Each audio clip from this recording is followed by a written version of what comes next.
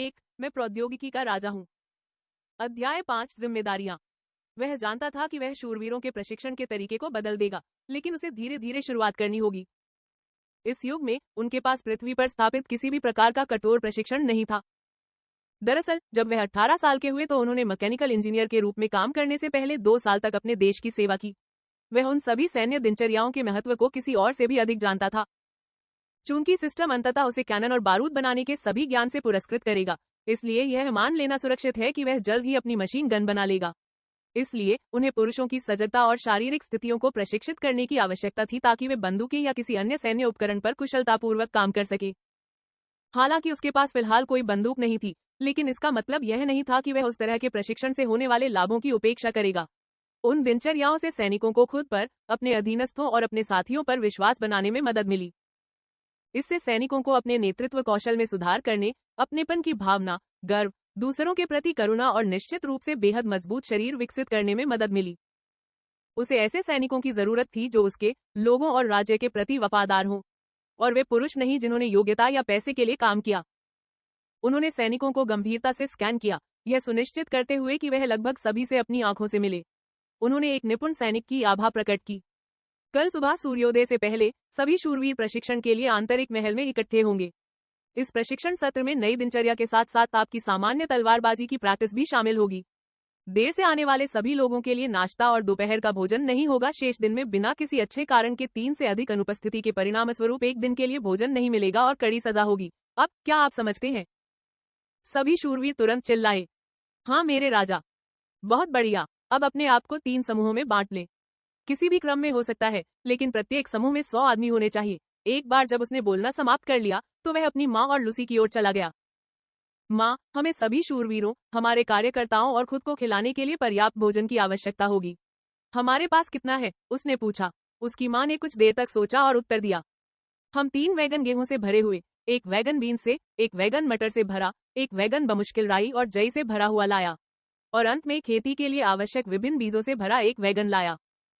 यह अच्छा है माँ। लूसी, कल सुबह क्या आप सभी यह सुनिश्चित कर सकते हैं कि रसोई में सभी शूरवीरों के लिए पर्याप्त भोजन बनाया जाए? मुझे हर सुबह दिन के उजाले के समय सारा भोजन भीतरी आंगन में पहुंचाना होगा। उसने धीरे से पूछा। आखिरकार वह उसकी माँ थी, सेना में कोई सैनिक नहीं, और लूसी वह व्यक्ति थी जिसकी वह गहराई से परवाह करता था।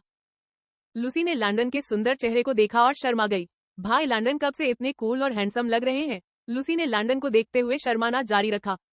दूसरी ओर किम ने अपने बेटे के खूबसूरत चेहरे को देखा। वह मुस्कुराई और सोचा, मेरा छोटा बच्चा कब बड़ा हो गया। वह बहुत प्यारा है, सख्त और मर्दाना अभिनय करता है। उसने धीरे से उसके चैक पर चुटकी काटते हुए कहा, मेरा छोटा लड़का बड़ा हो गया है। बेशक मैं यह करूंगा। अब यह हमारा घर है। तुम्हें मुझसे जो भी करने की जरूरत हो बस कह देना। भाई लैंडन, क्या आपको पूछने की जरूरत है? मैं वह सब कुछ करूंगा जो आपको मुझसे करने की आवश्यकता होगी, लूसी ने कहा। जैसे ही उसे एहसास हुआ कि उसने अभी क्या कहा, उसका शर्माना तेज हो गया। किम ने देखा और हंसने से खुद को नहीं रोक सकी। लैंडन इस उलझन में था कि उसकी माँ क्यों हंसती रहती है। धन्यवाद माँ, धन्यवाद लूसी। उन्हें देखकर उसे लगा कि वह सचमुच धन्य है। हालांकि उसे ऐसा महसूस हुआ, फिर भी वह अंदर ही अंदर आहें भरने के अलावा कुछ नहीं कर सका। महिला, तुम मुझे गंभीरता से क्यों नहीं ले सकती? हालांकि मैं 15 साल का दिखता हूँ, लेकिन मैं पिटसेक के लिए एक पूर्ण वयस्क व्यक्ति हूँ। क्या आप नहीं देख सकते कि यह एक गंभीर सैन्य क्षण है? आपने अभी कहा कि मैं बड़ा हो गया हूँ, फिर भी आप यहाँ सार्वजनिक रूप से मेरे गालों पर चुटकी काट रहे हैं। ... मैंने हार मान ली। सौभाग्य से किसी ने तुम्हें ऐसा करते नहीं देखा, नहीं तो यह गंभीर माहौल एक मजाक बन जाता। एक बार जब उसने अपनी माँ से बात करना समाप्त कर लिया तो उसने चारों ओर देखा और कमांडर लूसियस को छोड़कर उसके सभी सैनिक 3 मुख्य समूहों में विभाजित हो गए। वह चेहरे पर गंभीर भाव लेकर उनकी ओर चला। चूंकि हमारे राज्य में 3 नाइट कैप्टन हैं, इसलिए सभी शूरवीरों को इन कैप्टन के तहत समूहीकृत किया जाएगा। सभी नाइट कैप्टन बदले में कमांडर लूसियस को जवाब देंगे। कैप्टन जोश। जोश भीड़ से बाहर निकला और सलामी दी। मेरे राजा, उसने अभी भी घुटनों को झुकाए हुए कहा, आप पहले समूह के सभी पुरुषों का नेतृत्व करेंगे, प्रशिक्षण देंगे और उनकी देखभाल करेंगे। जैसी आपकी इच्छा मेरे राजा। जोश लूसियस की ओर बढ़ा, उसे कमांडर कहकर सलामी दी और पहले समूह की ओर चल दिया। जब वह उनके सामने पहुंचा तो वे सब चिल्लाने लगे, कप्तान। फिर जोश उनके सामने खड़ा हो गया और लैंडन का सामना किया। इसके बाद लैंडन ने उन्हीं परिदृश्यों को दोहराते हुए मार्क और गैरी को अन्य टीमें आवंटित करना जारी रखा। एक बार जब सभी लोग अपने विभिन्न समूहों से संतुष्ट दिखे तो उन सभी ने लंदन का सामना किया और चिल्लाए, माई लॉर्ड। जब वे राजधानी में थे तब की तुलना में उन्हें ऐसा महसूस हुआ जैसे वे वास्तव में यहीं के हैं। किसी ने भी उन पर इतना ध्यान नहीं दिया था जितना लंदन दे रहा था। आप सभी एक दूसरे को परिवार के रूप में, एक दूसरे के भाई के रूप में लेंगे। आप एक साथ खाएंगे, एक साथ काम करेंगे, एक साथ मजबूत होंगे और एक साथ इस राज्य का निर्माण करेंगे। कोई भी शूरवीर कभी भी पीछे नहीं रहेगा। वे स्तब्ध थे और साथ ही आश्चर्यचकित भी।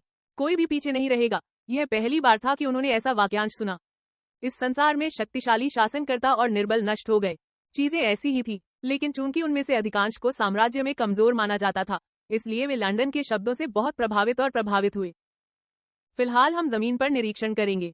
कमांडर लूसियस, आप क्या सोचते हैं? लंदन ने लूसियस की ओर देखते हुए पूछा। मेरे राजा, यह एक उत्कृष्ट विचार है। मेरा प्रस्ताव है कि हम सभी निरीक्षण के लिए जाएं, ताकि यह जान सकें कि बेमार्ड की सुरक्षा कैसे की जाए। लूसियस ने तुरंत उत्तर दिया। मैं सहमत हूँ। आखिरकार हमें यहाँ की स्थिति की स्पष्ट समझ होनी चाहिए। हम जो जानकारी एकत्र करते हैं उसके आधार पर हम सभी को कर्तव्यों और जिम्मेदारियों को उचित रूप से आवंटित करने में सक्षम होंगे। फिलहाल आइए बेमार्ड पर नजर डालें। सबकी जरूरत थी। जैसे ही वह अपने आदमियों के साथ बाहर जाने वाला था, लूसियस ने चेहरे पर मुस्कान लाते हुए उसे रोक दिया। लिटिल लंदन, क्या तुम्हारे गाल अब भी दुखते हैं? C6 निरीक्षण भाग 1। जैसे ही वे महल से बाहर निकले, लंदन ने तुरंत सिस्टम की जांच की।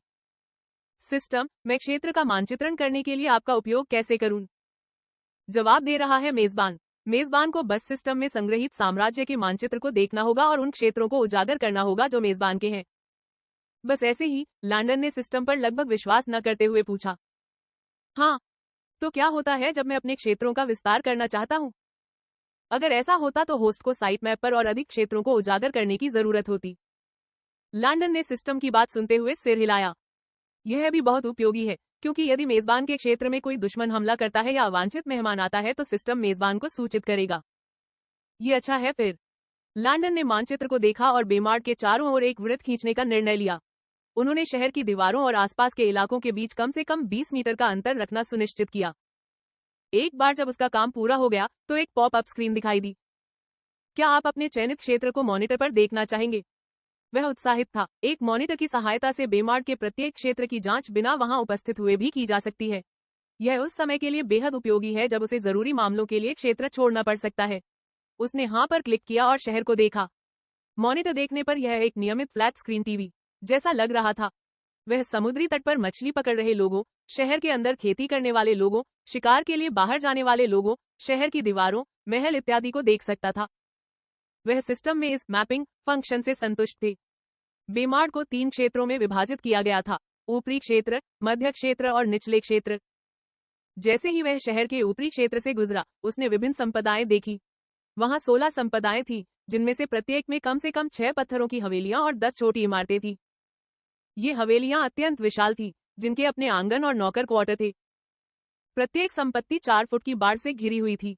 बाड़ के बगल में खड़ा एक व्यक्ति बिना तनाव के पूरी संपत्ति देख सकता था। यदि यह पृथ्वी पर वापस आता तो इनमें से प्रत्येक हवेली का उपयोग एक प्रमुख विश्वविद्यालय खोलने के लिए किया जा सकता था।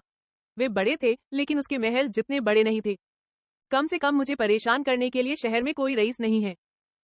शहर के स्वामी लंदन के महल में रहते थे, जबकि ये अन्य संपत्ति बैरन और ड्यूक की थी। एक बार जब उन्होंने सुना कि बेमार्ड अब अरेडिना के संरक्षण में नहीं रहेगा, तो वे सभी राजधानी की ओर भाग गए। वे लंदन की सेवा नहीं करना चाहते थे, इसलिए वे चले गए। कैसा मजाक है, एक 15 साल के राजकुमार की सेवा करना जिसके पास कोई शक्ति नहीं है। उनकी नजर में वह कूड़ा था, केवल 330 सैनिकों वाला राजकुमार। वे शारीरिक रूप से उससे कहीं अधिक मजबूत थे और उनके पंखों के नीचे बड़ी संख्या में शूरवीर थे। उसकी दुनिया में ताकत ही सब कुछ है। वे जानते थे कि लंदन को उसके परिवार के साथ बेमार्ड में निर्वासित कर दिया गया था। रहने से उन पर केवल राजा का क्रोध आएगा। लंदन की सेवा करना राजा की पीठ में छुरा घोंपने जैसा होगा। इसके अलावा वे बेमार्ड की सुरक्षा में सहायता के लिए अपने किसी भी शूरवीर को उधार नहीं देना चाहते थे। यदि बेमार्ड और किसी भी पड़ोसी शहर के बीच युद्ध छिड़ जाता है तो उनकी मदद के लिए कोई अतिरिक्त सेना नहीं आएगी। क्षेत्र में भोजन की कमी के साथ यह कोई जोखिम नहीं था जिसे वे लेने को तैयार थे। वे जानते थे कि राजा परोक्ष रूप से कह रहे थे, मैं प्रिंस लंदन को अरेडिना से बाहर चाहता हूँ, और यदि कोई उसकी मदद करेगा तो उन्हें परिणाम भुगतने होंगे। एक बार जब लंदन और उसके लोग ऊपरी क्षेत्र से चले गए तो वे बेमार्ड के मध्य भाग में पहुंचे। यह वह क्षेत्र था जहां ग्रामीण रहते थे। जैसे ही समूह शहर में आगे बढ़ा, उन्होंने ग्रामीणों का अभिवादन किया और जिन्हें किसी भी प्रकार की सहायता की आवश्यकता थी, उनकी सहायता की। लैंडन अपने आसपास का निरीक्षण करता रहा। राजधानी के घरों की तुलना में ये कठोर मौसम की स्थिति में आसानी से नष्ट हो सकते हैं। उनकी यादों से पता चलता है कि राजधानी में सभी घर पत्थर और लकड़ी से बने थे, जिससे वे मजबूत और लंबे समय तक चलने वाले बनते थे। लेकिन बेमाड में घर लकड़ियों, पुआल और मिट्टी से बने थे।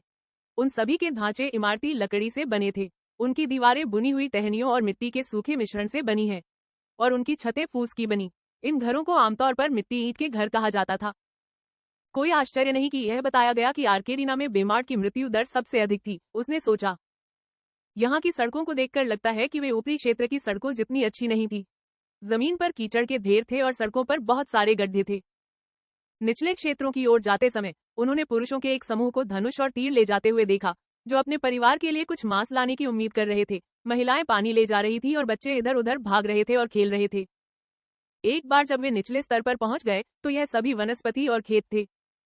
लैंडन 300 से अधिक मैदान देख सकता था, लेकिन उन पर केवल 5 लोग ही थे। देखने में साफ था कि लोग भी मानते थे कि उनकी जमीनें बंजर हैं। खेतों से पश्चिम की ओर देखते हुए लैंडन 2 विशाल संपदाओं को देखकर आश्चर्यचकित रह गया। फिर वह खेतों से पूर्व की ओर मुड़ गया और वहां केवल एक विशाल संपत्ति थी। लैंडन की रुचि जगी। वह लुसियस और समूह की ओर मुड़ा। रईस ऊपरी क्षेत्र को छोड़कर यहाँ अपनी जागीरें क्यों बनाएंगे? क्या आपको यह बहुत अजीब नहीं लगता? वास्तव में मेरे राजा, लुसियस ने कहा और बाकी सभी ने सिर हिलाया। महाराज, शायद उन्हें इस निचले क्षेत्र में कुछ मूल्यवान चीज मिली हो और उन्होंने यहीं रहने का फैसला किया हो, एक शर्मीले शूरवीर ने कहा। शूरवीर के सुनहरे बाल और गहरी भूरी आंखें थी। यदि वह पृथ्वी पर होता तो एक के पॉप कलाकार की तरह दिखता। उसकी कोई मांसपेशियां नहीं थी और वह एक टहनी की तरह अविश्वसनीय रूप से कमजोर दिखता था। लैंडन चिंतित नहीं थे क्योंकि एक बार जब उन्होंने उन्हें प्रशिक्षण देना शुरू कर दिया तो उनमें बहुत सारी मांसपेशियां आ गईं। शूरवीर की आवाज में शर्म और डर का संकेत दिख रहा था। यह साफ था कि उनमें खुद पर आत्मविश्वास की कमी थी। आपका नाम, उम्र, रैंक और कैप्टन क्या है? लैंडन ने पूछा। बिली वेन, उम्र 17, कैप्टन मार्क के अधीन स्क्वायर माइकिंग। बिली, यह एक उत्कृष्ट सुझाव था। वे वहाँ ऐसी चीजें हो सकती हैं जो हमें राज्य को बेहतर बनाने में मदद कर सकती हैं। उत्कृष्ट, लैंडन ने मुस्कुराते हुए कहा। अंदर से लैंडन इस बात से हैरान था कि बिली 17 साल का था। वह सचमुच 14 साल के लड़के जैसा दिखता था। बिली राजा द्वारा प्रशंसा पाकर बेहद उत्साहित था। यह जानना होगा कि जब वह बोलते थे तो पत्ते की तरह हिलते थे। अपने महाम हिम को उत्साह में देखकर उसे अपने आप में और अधिक आत्मविश्वास महसूस हुआ। अन्य शूरवीरों ने भी सिर हिलाया और सोचा कि बिली ने जो कहा वह समझ में आता है। आखिर गांव वाले भी यहाँ नहीं रुके, तो कुलीन क्यों होंगे? यह सब बहुत ही अस्पष्ट और संदिग्ध लग रहा था। पहले पश्चिम चलें। मुझे यह जानने की उत्सुकता है कि पूर्व की तुलना में उन्हें वहां 2 संपत्तियों की आवश्यकता क्यों थी। प्रौद्योगिकी का राजा हूँ। अध्याय 7, निरीक्षण, भाग 2। जिस पहली संपत्ति में उन्होंने कदम रखा वह एक पहाड़ी पर स्थित थी। जैसे ही वे अंदर आए, लैंडन ने जो देखा वह दंग रह गया। ऐसा लग रहा था कि खूंखार शेरों का एक झुंड संपत्ति से बाहर निकल रहा है। आंगन में फर्श पर टूटे हुए उपकरणों के कई टुकड़े थे। जूते का बायां बूट काउंटयार्ड के केंद्र में एक तालाब में तैरता हुआ पाया गया। आंगन से संपत्ति की ओर जाता हुआ अनाज का एक निशान देखा जा सकता था। फर्श को करीब से देखने पर उसे अनाज के निशान के पास एक महिला का अंतर्वस्त्र, फूलों की क्यारियों में एक फटी हुई पेंटिंग और भुनी हुई मछली जैसा कुछ दिखाई दिया। वे मेरे पिता के क्रोध से इतना डर गए कि उन्हें अपना भोजन फेंकना पड़ा, उसने सोचा। लैंडन और उसके सभी लोग मूर्खतापूर्ण ढंग से भ्रमित थे। बस क्या चल रहा है? यहाँ कुछ भी नहीं जुड़ता, उन्होंने सोचा। एक आंगन में उन्होंने फर्श पर बड़ी मात्रा में राख बिखरी हुई देखी और उन पर खून के धब्बे वाली टहनियों और तलवारों के निशान भी देखे जा सकते थे। उन्होंने संपत्ति की हर हवेली की तलाशी ली और उन्हें कोई भी मूल्यवान चीज नहीं मिली। जैसे ही वे निकलने वाले थे, लैंडन ने एस्टेट के पीछे एक गुफा देखी। एक बार जब वे गुफा के प्रवेश द्वार पर पहुंच गए तो लोगों ने किसी भी अचानक खतरे की तैयारी के लिए अपने हाथ अपने म्यान पर रख दिए। गुफा का प्रवेश द्वार ऐसा लग रहा था जैसे यह सीधे Lord of the rings film से आया हो। लैंडन बस समुरान द वाइट के हवा से बाहर आने का इंतजार कर रहा था। गुफा की दीवारों और छत पर मोलिब्डेन, ट्रोना और फेल्ड्स्पार पत्थर थे। इस महाद्वीप के लोग केवल मोलिब्डेनाइट के उपयोग को जानते थे। मोलिब्डेनाइट का उपयोग तलवारों, कवच और किसी भी चांदी जैसी वस्तुओं पर संक्षारण प्रतिरोध बढ़ाने के लिए किया जाता था। यह तलवारों का युग था। इस संसार में प्रतिदिन हजारों तलवारें बनाई जाती थी। यह निश्चित रूप से एक दुर्लभ खजाना था। दूसरी ओर महाद्वीप में लोग ट्रोना और फेल्ड्स्पार का उपयोग सजावटी पत्थरों के रूप में करते थे। उनकी नजर में ये दोनों सामान्य पत्थर ही थे, पूरी तरह से बेकार। लेकिन धरती से आए लैंडन के लिए वे अनमोल थे। ट्रोन का उपयोग कांच, कागज, डिटर्जेंट, कपड़ा बनाने में किया जा सकता है। सूची बहुत लंबी है। यह सचमुच उनके लिए बहुत बड़ी जीत थी। गुफा इतनी बड़ी थी कि लैंडन ने सोचा कि अगर वे आगे बढ़ते रहे तो आसानी से खो जाएंगे। इसलिए उन्होंने जाने का फैसला किया। दूसरी संपत्ति पहली से 700 मीटर दूर दूसरी पहाड़ी पर खड़ी थी। अंदर जाने पर संपत्ति पहले की तुलना में कहीं अधिक साफ सुथरी थी। यह सचमुच आश्चर्यजनक था। लैंडन आश्चर्यचकित था। उन्हें रसोई में बीज और गेहूं से भरी बोरियां, 1 टन कवच, तलवारें और आंगन में राख और खून के धब्बे बिखरे हुए मिले। संपत्ति के पीछे की ओर बढ़ते हुए उन्हें एक और गुफा का प्रवेश द्वार मिला। एक बार जब उन्होंने गुफा में कदम रखा तो उन्होंने बहुत सारा लौह-अयस्क देखा। यह लौह-अयस्क की खदान थी। यह सोचने के लिए कि उनके पास यहाँ ऐसी चीजें थी।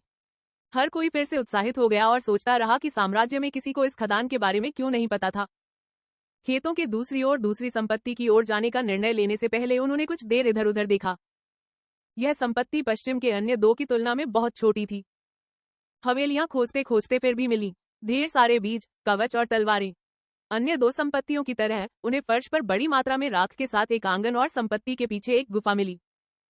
इस गुफा की दीवारों और छतों पर बहुत सारे खनिज वर्णक और आयरन ऑक्साइड थे।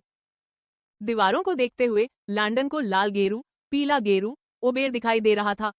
साल्टपीटर और चूना पत्थर। इस दुनिया में लोग इन अयस्कों का उपयोग पेंट के लिए विभिन्न रंगद्रव्य बनाने के लिए करते थे। केवल राजघराने, हरम के लिए चुनी जाने वाली संभावित महिलाएं और धनी लोग ही अपने चित्र चित्रित करा सकते थे। कुछ किसान अपना पूरा जीवन जी सकते थे और कभी भी उनकी तस्वीरें नहीं खींची जाती। पेंटिंग से जुड़ी हर चीज महंगी थी। यदि साम्राज्य के लोगों को पता होता कि लैंडन के पास ये है तो वे जमकर खून बहाएंगे और उसके खिलाफ पूर्ण पैमाने पर युद्ध छेड़ देंगे। चूंकि सभी लोग पेंट के फायदों के बारे में सोचते थे, लैंडन के अपने विचार थे। सिस्टम, क्या अन्य खनिज अयस्क महत्वपूर्ण है? जवाब दे रहा है मेजबान। बारूद बनाने के लिए साल्टपीटर मुख्य घटक है। इसका उपयोग बनाने में भी किया जा सकता है। आतिशबाजी, रॉकेट, खाद्य परिरक्षकों और पौधों के उर्वरक के रूप में भी इस्तेमाल किया जा सकता है। अन्य अयस्कों के लिए उनका उपयोग सौंदर्य प्रसाधनों और भविष्य के आविष्कारों के लिए रंगद्रव्य के रूप में किया जा सकता है। चूना पत्थर का उपयोग मिट्टी कंडीशनर, कंक्रीट, पशु भराव में समुच्चय आदि के रूप में किया जा सकता है। मेजबान की संभावनाएं अनंत हैं। सिस्टम की बात सुनकर लैंडन उत्साहित हो गए। उसने गुफा की ओर देखा और सोचा, हे भगवान, वास्तव में दीवारों और छतों पर बड़ी मात्रा में सॉल्टपीटर है। छत और दीवारों पर सफेद क्रिस्टलीय शंकु को देखकर उसे स्क्रूज मैकडक जैसा महसूस हुआ। यहाँ तक कि वह बेवकूफी से मुस्कुराने भी लगा। सच में साल्टपीटर अयस्क सर्दियों में छत पर जमे हुए बर्फ के शंकु की तरह दिखते थे। इसे देखकर उन्हें डिज्नी फिल्म फ्रोजन की याद आ गई। ऐसा कोई रास्ता नहीं था कि वह इसे जाने देता। महाद्वीप के लोगों को यह नहीं पता था कि इन अयस्कों का उपयोग क्या है, लेकिन प्रणाली और अपने पिछले जीवन के लिए धन्यवाद, अब वह इन अयस्कों के महत्व को जानता था। हालांकि अब वह खुश था, लेकिन वह जानता था कि उसे अभी एक लंबा रास्ता तय करना है, खासकर जब अयस्कों को देख रहा हो। उसे चट्टानों से तत्व निकालने के तरीके खोजने की जरूरत थी। पृथ्वी पर इन अयस्कों को अत्यधिक अम्लीय यौगिकों का उपयोग करके संसाधित किया गया होगा। यहाँ कोई आसवन स्तंभ, पाइप या टैंक नहीं थे। यह उनके लिए बहुत तनावपूर्ण था। इसके बारे में सोचते हुए भी वह अपनी भौहें सिकोड़ने से खुद को नहीं रोक सका। उदाहरण के लिए सौंदर्य प्रसाधनों को ले। हालांकि उसके पास इसके लिए रंगद्रव्य थे, फिर भी उसे अरंडी का तेल, ग्लिसरीन, हाइड्रोलाइज मकई स्टार्च, पानी, सोडियम क्लोराइड, ओलेल अल्कोहल इत्यादि का उत्पादन करने की आवश्यकता थी। उन्हें यहाँ कम से कम 12 अलग अलग सामग्रियों की आवश्यकता थी। उसे सचमुच ठगा हुआ महसूस हुआ। हर बड़े आविष्कार के लिए उनके पास यहाँ बस एक घटक होता था, लेकिन उसे कम से कम उसके लिए आभारी होने की जरूरत थी जो उसके पास था। वह सोचने लगा कि वह अयस्क का उपयोग कैसे कर सकता है। यह सही है, मैंने क्षेत्र के चारों ओर बहुत सारे स्लेट पत्थर देखे। अब मेरे पास पर्याप्त कच्चा माल है, मैं चॉकबोर्ड बना सकता हूँ। हा हा हा हा। जब वे गहराई में चले गए तो उसने सोचा। जब वे गुफा से बाहर निकले तो लैंडन ने अपने आदमियों का सामना किया और पूछा, आप सभी इस स्थिति के बारे में क्या सोचते हैं? गैरी ने उत्तर दिया, रिपोर्ट में हमें मिली इन 3 खदानों के बारे में कुछ नहीं कहा गया है। देखने से लगता है कि बैरन और सिटी लॉर्ड ही एकमात्र ऐसे व्यक्ति रहे होंगे जिन्हें इसके बारे में पता था। यह पूरी तरह सच नहीं हो सकता है, क्योंकि उन्हें खदानों के लिए श्रमिकों की आवश्यकता थी। क्या मान लें कि उन्होंने ग्रामीणों का इस्तेमाल किया? जोश ने पूछा। नहीं नहीं, अगर उन्होंने ऐसा किया तो वे अपनी कब्रें खोद रहे होंगे। याद रखें, उन्होंने साम्राज्य से संसाधनों को छिपाने के लिए बहुत मेहनत की ताकि वे अपनी जेबें भर सके, लूसियस ने कहा। सही है, अगर उन्होंने किसी और को बताया तो वे चलते फिरते मरे हुए आदमी होंगे। जैसा कि अभी स्थिति है, वे अब बेमार्ड में संसाधनों के बारे में राजा को नहीं बता पाएंगे, मार्क ने कहा। क्यों? एक युवा शूरवीर ने पूछा। वे कई वर्षों से यहाँ हैं और उस समय सीमा के दौरान उन्होंने कभी भी बेमार्ड में पाए गए किसी भी संसाधन की सूचना नहीं दी। राजा से झूठ बोलना राजा को मूर्ख समझने के समान है। इसकी सजा मौत है, मार्क ने उत्तर दिया। अन्य सभी शूरवीर हौंफने लगे। इसके अलावा अगर राजा बार्न को पता होता कि उसने हमारे राजा लैंडन को भाग्य की भूमि दी है, तो वह निश्चित रूप से उन्हें मार डालेगा, जोश ने जोड़ा। मैं अनुमान लगा रहा हूं कि अगर उसे वास्तव में पता होता तो उसने किंग लैंडन को जमीन नहीं दी होती, दूसरे शूरवीर ने कहा। सभी ने सिर हिलाया। अध्याय 8 निरीक्षण भाग 3। वे शायद अपने स्वयं के श्रमिकों को लाए थे, इस डर से कि उनके रहस्य का पता चल जाएगा। अगर ग्रामीणों को इसके बारे में पता चला तो वे शायद कुछ संसाधनों के लिए लड़ेंगे ताकि वे उन्हें बेच सके और अपने परिवारों का भरण पोषण कर सके, ट्रे ने कहा। यह मामला हो सकता है। आखिरकार जब से हम निचले क्षेत्र में हैं, हमने किसी भी व्यक्ति को घूमते हुए नहीं देखा है। चूंकि लोगों का मानना है कि भूमि बंजर है, इसलिए वे अब यहाँ नहीं आते हैं, और अगर आए भी तो खदानें उनके खेतों से काफी पैदल दूरी पर हैं, लुसियस ने कहा। यह भी न भूलें कि बैटमार्ड का प्रवेश और निकास मध्य क्षेत्र में स्थित है, इसलिए वास्तव में किसी को भी यहाँ रहने की आवश्यकता नहीं है, गैरी ने जोड़ा। सभी ने सहमति भी जताई। मेरा अनुमान है कि जब उन्हें एहसास हुआ कि उनकी स्थिति कितनी गंभीर है तो उन्होंने सभी श्रमिकों को जला दिया, लैंडन ने कहा। इससे हमें तीनों संपदाओं में पाए गए सभी खून के धब्बे और राख का पता चल जाएगा। आखिरकार इस बात की कोई गारंटी नहीं है कि कर्मचारी अपना रहस्य हमेशा के लिए छिपाकर रखेंगे। रहस्य को दफनाने का एकमात्र तरीका श्रमिकों को स्थायी रूप से चुप कराना था, ट्रे जोड़ा गया। उन्हें स्वीकार करना पड़ा, शहर के स्वामी और बैरन ने अपनी योजनाओं पर बहुत विचार किया। उन्होंने नहीं सोचा था कि ऐसा कोई दिन आएगा जब उन्हें बेमार्ड को हमेशा के लिए छोड़ना पड़ेगा। उन्होंने वास्तव में इसे आते हुए नहीं देखा।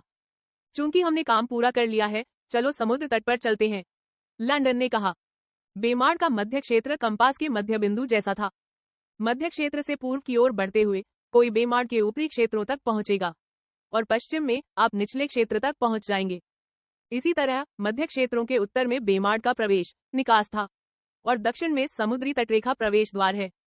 एक बार जब वे समुद्र तट पर पहुंचे तो लैंडन और उसके लोगों ने बहुत सारे ग्रामीणों को मछली पकड़ते हुए देखा, जबकि कुछ लोग अपने सिर पर मछली की टोकरियां ले जा रहे थे। उन्होंने ग्रामीणों से बात की, उनकी सहायता की और बेमार्ड के प्रवेश द्वार से शहर की दीवारों और जंगलों का निरीक्षण करने के लिए निकल पड़े। एक बार बेमार्ड के बाहर थे, लैंडन ने दीवारों को ध्यान से देखा। उसे स्वीकार करना पड़ा, दीवारें बहुत दुर्जय थी। दीवारें बिल्कुल सही स्थिति में थी। आसपास के जंगलों में जाते हुए उन्होंने एक तेज चीख और किसी चीज से तलवार टकराने की आवाज सुनी। आ टिंग टिंग। वहां एक छोटा लड़का था जो 8 वर्ष से अधिक का नहीं लग रहा था, एक विशाल जंगली सुअर को मारने की कोशिश कर रहा था। लड़के की हल्की चमकीली आंखें और गहरे लाल बाल थे। जैसे ही जंगली सुअर उस पर हमला करने वाला था, लड़के ने अपनी आंखें कसकर बंद कर ली, मानो मौत को स्वीकार कर रहा हो। उसने इंतजार किया और आश्चर्यचकित रह गया। उसे कोई दर्द महसूस नहीं हुआ। अपनी आंखें खोलकर वह शूरवीरों के एक समूह और जमीन पर एक मृत जंगली सुअर को देखकर दंग रह गया। धन्यवाद सर, लड़के ने कहा। तुम्हारा नाम क्या है? लैंडन ने मुस्कुराते हुए पूछा। एक बार जब लड़के ने लैंडन की सच्ची मुस्कान देखी तो उसे पता चल गया कि वे मिलनसार हैं। मेरा नाम मोमो लाई है, सर। आप कौन हैं? मोमो ने उत्सुकता से पूछा। मैं बेमार्ड, लैंडन का नया राजा और स्वामी हूँ। लड़का हैरान और डरा हुआ था। मेरे राजा, आपको पहले नमस्कार न करने के लिए क्षमा करें। यह ठीक है, इसके अलावा मुझे तुम्हारे बारे में अधिक चिंता है। मोस्ली हैरान रह गया। महामहिम को मेरी चिंता है, उसने सोचा। मोनो, तुम यहाँ अकेले क्यों थे? क्या तुम्हें नहीं पता कि यह कितना खतरनाक है? लैंडन ने पूछा। मैं अपनी बड़ी बहन के साथ अकेला रहता हूँ, मेरे राजा। हमारे माता पिता की मृत्यु तब हो गई जब मैं सिर्फ 4 साल का था। बहन ने मुझे बताया कि उनकी मृत्यु ठंड के कारण हुई। बहन हाल ही में बहुत बीमार हो गई। मुझे यह पता है उसे बेहतर होने के लिए बहुत सारे मांस की जरूरत है, इसलिए मैं शिकार करने आया हूँ। यह सुनकर लैंडन और उसके साथी दुखी हुए। हालांकि वे कुछ ऐसे लोग थे जिन्हें राजधानी में धमकाया गया था, लेकिन उनमें से किसी ने भी कभी भूखा नहीं मरते देखा था या किसी को ठंड से मरते नहीं देखा था। उन्होंने कसम खाई कि वे लोगों की सुरक्षा के लिए कड़ी मेहनत करेंगे। दरअसल लैंडन को भी उन पर दया आ गई। पिछले जन्म में वह अनाथ था, इसलिए मोमो को संघर्ष करते देखकर उसे लगा कि उसे उसकी मदद करनी चाहिए। अब से तुम्हारी बहन मेरी दत्तक बहन होगी, तुम मेरे दत्तक भाई होगे और मैं तुम्हें छोटी मोमो कहूंगा। तुम और मेरी नई बहन तुरंत महल में चले जाओगे। अब से वह तुम्हारा नया घर होगा, लैंडन ने कहा। मोमो को विश्वास नहीं हो रहा था, यह राजा था। हालांकि मोमो 8 साल का था, वह जानता था कि कब लोग दयालु होते हैं या उसकी मदद करने की कोशिश करते हैं। वह बता सकता था कि लैंडन एक अच्छा इंसान था।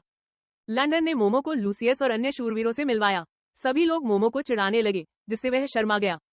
छोटी मोमो, चलो मेरी नई बहन को घर ले चलो। वे सुअर को लेकर जंगल से बाहर चले गए। लैंडन, मोमो और आदमी एक छोटे से घर के बाहर खड़े थे। उन्हें अंदर से हल्की खांसी की आवाजें आ रही थी। लैंडन मोमो, जोश और लूसियस के साथ अंदर गया। दीदी, बहन, मैं आपके लिए खाना लाया हूँ। मोमो घर में भागते हुए चिल्लाया। लैंडन और समूह लिविंग रूम क्षेत्र में इंतजार कर रहे थे। जब मोमो ने शयन कक्ष में कदम रखा तो उसने देखा कि एक कमजोर लेकिन बेहद खूबसूरत लड़की भूसे के बिस्तर पर लेटी हुई है। उसके लाल बाल, हल्की भूरी आंखें और खूबसूरत शरीर था। बहन, राजा आपसे मिलने यहाँ आए हैं। मोमो सुनते ही ग्रेस लगभग बिस्तर से गिर पड़ी। मोमो, क्या तुम किसी मुसीबत में पड़ गई? राजा मुझे क्यों देखना चाहेगा? ग्रेस ने प्रश्नात्मक ढंग से पूछा। इसके बाद मोमो ने ग्रेस को पूरी कहानी सुनाई। फिर मैं महामहिम को धन्यवाद देती हूँ, उसने खड़े होने की कोशिश करते हुए कहा। दीदी, उन्होंने कहा था कि जब आप तैयार होंगी तो वह अंदर आ जाएंगे। उसने सिर हिलाया और मोमो बाहर चली गई। कुछ सेकंड बाद मोमो, लैंडन, लूसियस और जोश चले। महाराज, उसने सिर झुकाते हुए कहा। अपने सामने छोटी लड़की को देखकर लैंडन को यकीन था कि वह 19 साल की थी। सच में वह फेयरी टेल के एर्जा स्कारलेट टाइटेनिया के लघु संस्करण की तरह दिखती थी। कृपया निश्चिंत रहें, आखिरकार आप मेरी बड़ी बहन हैं, उसने चेहरे पर मुस्कान के साथ धीरे से कहा। ग्रेस उसकी बातों से हैरान रह गई और थोड़ी देर बाद वह शांत हो गई। उसने पाया कि मोमो ने जो कहा वह सच था। वह एक दयालु व्यक्ति था। वह कुछ हद तक प्यारा था। उसकी बड़ी बड़ी सफेद आंखें थी। उसने सोचा, वह एक प्यारे बन्नी खरगोश की तरह लग रहा था। मेरा नाम लैंडन है, यह कमांडर लूसियस है और यह कैप्टन जोश है। क्या मैं आपका नाम जान सकता हूँ, बड़ी बहन? जैसे ही जोश ने सामने लड़की को देखा, वह सांस लेना लगभग भूल गया। हालांकि वह बीमार लग रही थी, लेकिन वह अविश्वसनीय रूप से खूबसूरत थी। उसके लाल बाल और खूबसूरत शरीर उसे एक परी जैसा दिखता था। जितना अधिक वह उसकी ओर देखता, उतना ही वह शर्माता। यही बात ग्रेस के लिए भी कही जा सकती है। उसे जोश से नजरें मिलाने में कठिनाई हो रही थी। उसने पहले कभी ऐसा महसूस नहीं किया था। वह इतनी जोर से शर्माई कि उसका पहले से ही हल्का लाल चेहरा और गहरा लाल हो गया। निस्संदेह लूसियस और लैंडन ने यह सब देखा और मन ही मन हंसने से खुद को नहीं रोक सके। मेरा नाम ग्रेस लाई है। ग्रेस, चूंकि मैं तुम्हें पहले से ही अपने परिवार का हिस्सा मानता हूँ, मैं तुम्हें यहाँ अकेले मोमो के साथ रहने नहीं दे सकता। तुम दोनों की सुरक्षा के लिए कृपया हमारे साथ महल में चलो, लैंडन ने पूछा। महारानी, कृपया लिटिल लैंडन को बुलाएं, लैंडन ने मुस्कुराते हुए कहा। लिटिल लैंडन, मैं तुम्हारे साथ चलूंगा। मोमो इतना खुश हुआ कि वह बिस्तर पर कूद गया और अपनी बहन को जोर से गले लगा लिया। कैप्टन जोश, बहन ग्रेस को यहाँ सामान पैक करने में मदद करें। कमांडर लूसियस, लिटिल मोमो और मैं भोजन क्षेत्र में सामान पैक करेंगे। जोश स्तब्ध रह गया। वह मुड़ा और लूसियस और लैंडन को हंसते हुए देखा। उसने अपना सिर वापस ग्रेस की ओर घुमाया। वह फर्श की ओर देखती रही, लेकिन यह स्पष्ट था कि उसने अपनी शर्म को छिपाने की कोशिश की थी। वह बहुत प्यारी थी। जोश मुस्कुराया और सोचा, ये कमीने, उनमें मुझे शाबाशी देने की हिम्मत भी है। हाँ हाँ। सौभाग्य से उसने कुछ नहीं देखा। यह बहुत शर्मनाक होता।